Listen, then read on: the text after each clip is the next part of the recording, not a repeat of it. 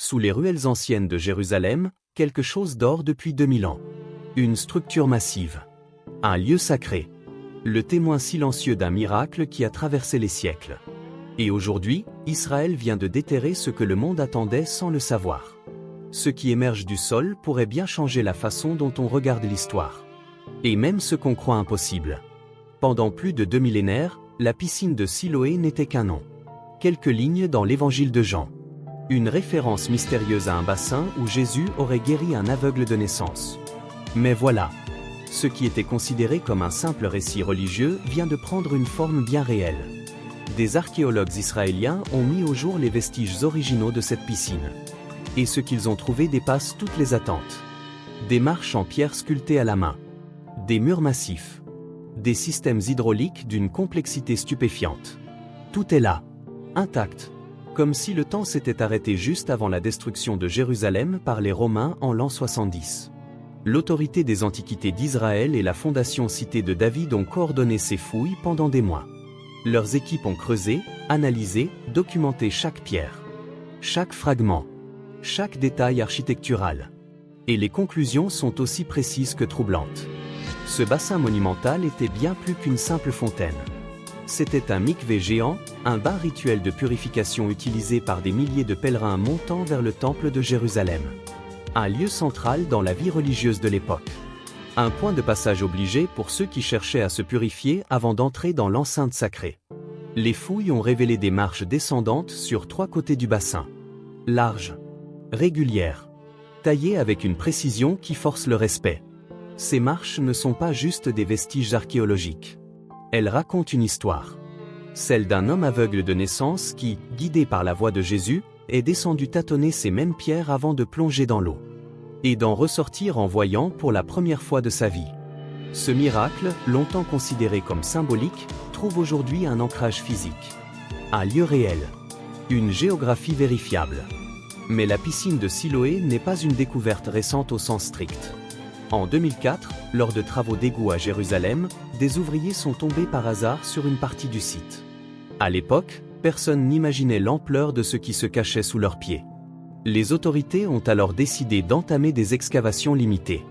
Mais c'est seulement maintenant, en 2025, que l'ensemble du site est enfin dévoilé. Et l'ampleur de la structure laisse même les experts sans voix. Imaginez un instant. Un réservoir monumental. Des centaines de mètres cubes d'eau stockée. Alimenté par la source de Gihon, l'une des rares sources naturelles de Jérusalem. Et contrôlé par un système de barrage sophistiqué. Ce barrage, daté de 2800 ans, est l'une des découvertes les plus impressionnantes des dernières décennies en Israël. 12 mètres de haut, plus de 20 mètres de large. Une muraille hydraulique capable de gérer les pluies torrentielles qui s'abattaient sur les vallées de la vieille ville. Sans cette structure, l'eau aurait simplement dévalé les pentes vers la vallée du Cédron, puis vers la mer Morte. Gaspillé. Perdu à jamais. Mais les anciens Israélites ne laissaient rien au hasard. Ils ont conçu un système capable de capter, stocker et redistribuer l'eau avec une intelligence stupéfiante. Une technologie qui témoigne d'une compréhension profonde de leur environnement. À une époque où l'eau signifiait la vie ou la mort, ils ont su dompter la nature. Transformer les contraintes en opportunités. Faire de Jérusalem une cité viable, même en plein désert de Judée. Ce qui rend cette découverte encore plus fascinante, c'est la méthode utilisée pour dater le site. Les archéologues ne se sont pas contentés d'observer les pierres. Ils ont voulu des preuves scientifiques irréfutables. Pour cela, ils ont eu recours à l'analyse au radiocarbone, l'une des techniques les plus précises de l'archéologie moderne. Des fragments de bois et de branches ont été retrouvés mélangés au mortier utilisé dans la construction des murs du bassin. Ces échantillons organiques ont été analysés en laboratoire. Et les résultats sont tombés comme un coup près. Le site remonte à environ 2800 ans. Période du premier temple. Règne des rois Joa et Amatzia. Aganta Mai. Ativa Notificasao Agora. Cela signifie que la piscine de Siloé existait bien avant l'époque de Jésus. Qu'elle a traversé les siècles. Qu'elle a survécu aux guerres, aux destructions, aux oublis. Et qu'elle était déjà un lieu sacré lorsque le Christ y a accompli son miracle. Cette convergence entre science et foi est rare. Précieuse. Elle ne prouve pas la divinité du récit biblique, mais elle confirme son ancrage historique. Les lieux décrits dans les évangiles n'étaient pas des inventions. Ils existaient. ils étaient réels. Et ils continuent de témoigner aujourd'hui. Mais pourquoi ce bassin a-t-il disparu pendant si longtemps? La réponse est aussi brutale que tragique. En l'an 70 après Jésus-Christ, les légions romaines ont écrasé la grande révolte juive. Jérusalem a été rasée. Le second temple détruit. La piscine de Siloé a été ensevelie sous les décombres. Et pendant presque 2000 ans, le site a été oublié. Des constructions nouvelles ont été érigées par-dessus. Des quartiers entiers se sont développés sur les ruines de l'ancienne ville. Et la piscine a dormi sous des tonnes de terre et de pierre. Mais paradoxalement, c'est cette destruction qui l'a sauvée. Le sol et les bâtiments postérieurs ont agi comme une protection naturelle. Les marches, les murs, les canalisations ont été préservés du temps, de l'érosion, des pillages. Lorsque les archéologues les ont enfin exhumés, ils ont découvert des pierres presque intactes. Comme si elles attendaient simplement d'être retrouvées. Aujourd'hui, ces fouilles ne sont pas seulement une victoire pour l'archéologie.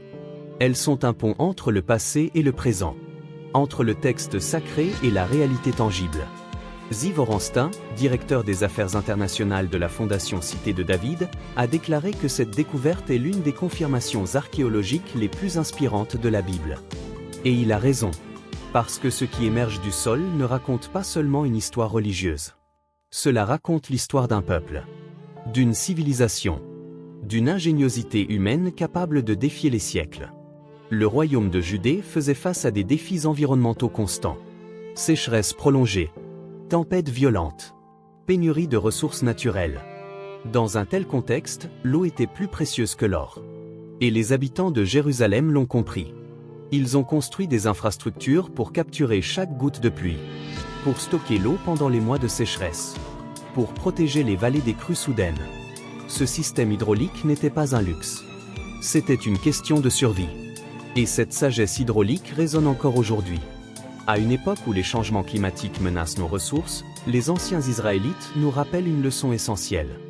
La gestion intelligente de l'environnement n'est pas une invention moderne. C'est une nécessité humaine. Une réponse à des contraintes naturelles que nos ancêtres ont affrontées bien avant nous.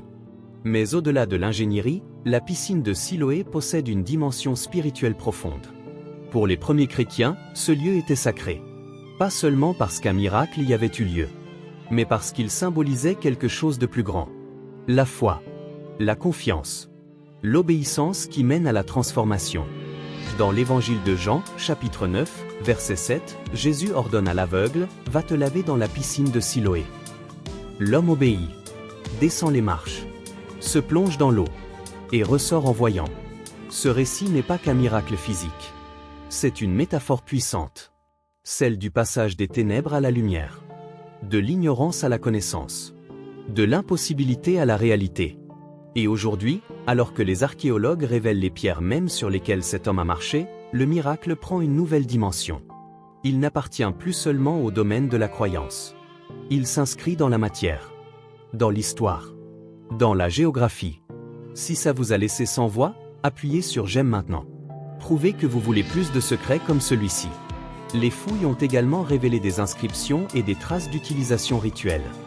Des canalisations sophistiquées. Des marches qui portent les marques de milliers de passages. Chaque détail architectural confirme ce que les textes anciens décrivent. Le bassin servait bien de mikvé, de lieu de purification pour les pèlerins montant au temple. Il faisait partie intégrante de la vie religieuse juive. Et son importance n'a fait que croître avec le temps. Pour les chrétiens, le site est devenu un lieu de pèlerinage dès les premiers siècles. Un endroit où l'on venait méditer sur le pouvoir de la foi. Sur la capacité de Dieu à transformer une vie en un instant. Et maintenant, avec la découverte complète du site, ce pèlerinage prend une nouvelle signification. On ne visite plus seulement un lieu mentionné dans un livre sacré. On marche littéralement sur les traces de l'histoire. Le ministre du patrimoine d'Israël, le rabbin Amiché Eliahu, a publiquement déclaré que cette découverte est une preuve de la force, de la foi et de l'ingéniosité de l'ancien royaume de Judée. Et il ne parle pas seulement aux croyants. Il parle à tous ceux qui s'intéressent à l'histoire humaine. À la capacité des civilisations anciennes à créer, à innover, à survivre dans des conditions difficiles. Mais ce qui rend ce projet vraiment unique, c'est l'utilisation de technologies modernes. Les chercheurs ont appliqué des méthodes de pointe. Excavation numérique. Analyse au radiocarbone. Cartographie 3D. Modélisation informatique. Ces outils ont permis de reconstituer le site avec une précision millimétrique. De comprendre comment l'eau circulait, comment les pèlerins se déplaçaient, comment le bassin s'intégrait dans le tissu urbain de Jérusalem antique. Grâce à ces techniques, on peut désormais visualiser la piscine telle qu'elle était il y a 2000 ans. Avec ses marches descendantes, ses murs imposants, ses canaux d'alimentation, son système de drainage. Tout est là, reconstitué virtuellement. Et cette reconstruction ne sert pas seulement à satisfaire la curiosité.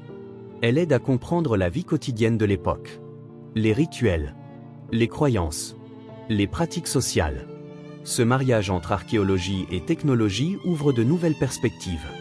Il permet de connecter le passé au présent d'une manière inédite. De rendre accessible à tous ce qui était réservé aux spécialistes. De transformer une découverte scientifique en expérience partagée. Et c'est peut-être là le véritable miracle de la piscine de Siloé. Pas seulement ce qu'elle révèle sur le passé, mais ce qu'elle nous apprend sur nous-mêmes. Sur notre besoin de sens, de connexion, de compréhension. Les fouilles se poursuivent. Chaque jour apporte son lot de surprises. De nouvelles sections du bassin sont dégagées. De nouvelles inscriptions découvertes. De nouveaux objets exhumés. Et chaque trouvaille enrichit notre connaissance de Jérusalem antique. De la société judéenne. Du contexte dans lequel le christianisme est né. Ce qui était autrefois un simple verset biblique est devenu un témoignage physique. Un monument qui parle à travers les siècles. Un lieu où science et foi se rencontrent sans s'opposer. Où l'histoire éclaire la croyance. Et où la croyance donne du sens à l'histoire. La piscine de Siloé nous rappelle que le passé n'est jamais vraiment mort. Qu'il continue de vivre sous nos pieds. Dans les pierres. Dans la terre. Dans les objets oubliés qui attendent d'être redécouverts. Et que parfois, il suffit de creuser un peu pour trouver des réponses à des questions que nous posons depuis des millénaires. Alors, que nous soyons croyants ou non, cette découverte nous concerne tous. Parce qu'elle touche à quelque chose d'universel. Le désir de comprendre d'où l'on vient. De donner du sens à notre existence. De trouver des repères dans un monde en perpétuel changement. La piscine de Siloé n'est pas qu'un site archéologique. C'est un miroir. Un reflet de notre humanité, de notre quête de vérité, de notre besoin de croire en quelque chose de plus grand que nous. Et peut-être que c'est ça, le véritable miracle. Pas l'eau qui rend la vue, mais la pierre qui traverse le temps. Pas le geste de foi d'un aveugle, mais la patience de ceux qui ont cherché pendant des années à retrouver ce lieu. Pas la guérison d'un homme, mais la connexion que nous ressentons 2000 ans plus tard, en marchant sur les mêmes marches que lui. Les équipes archéologiques prévoient d'ouvrir le site au public dans les prochaines années. Les visiteurs pourront descendre les mêmes escaliers, toucher les mêmes pierres, imaginer les mêmes scènes, et peut-être ressentir quelque chose d'indéfinissable. Une émotion, une connexion, un frisson face à la grandeur du temps et de l'histoire. La piscine de Siloé nous enseigne que rien n'est jamais vraiment perdu, que tout finit par refaire surface. Que la vérité, qu'elle soit scientifique ou spirituelle, trouve toujours un chemin pour émerger. Et que parfois, les plus grandes découvertes ne sont pas celles qui répondent à nos questions, mais celles qui nous en posent de nouvelles. Alors que les fouilles continuent de révéler les secrets enfouis de Jérusalem, une chose est certaine. Ce qui dormait sous la terre pendant 2 millénaires n'a rien perdu de sa puissance. Au contraire, la piscine de Siloé est plus vivante que jamais. Plus pertinente. Plus inspirante. Elle nous rappelle que l'histoire n'est pas une suite de dates et d'événements. C'est une histoire humaine, faite de foi, d'ingéniosité, de courage. Et de cette capacité incroyable à créer quelque chose qui traverse les siècles. Like si ça a changé votre journée. Abonnez-vous au club de ceux qui connaissent la vérité. Et si vous voulez plonger encore plus profond dans les mystères de l'histoire et de la foi, n'hésitez pas à commenter ce qui vous a le plus marqué. Quelle partie de cette découverte vous a le plus touché? Le miracle? L'ingénierie? La preuve scientifique? Dites-le en commentaire. Et si vous avez aimé cette exploration, allez voir notre vidéo sur les découvertes archéologiques qui ont bouleversé la science moderne. Vous ne le regretterez pas.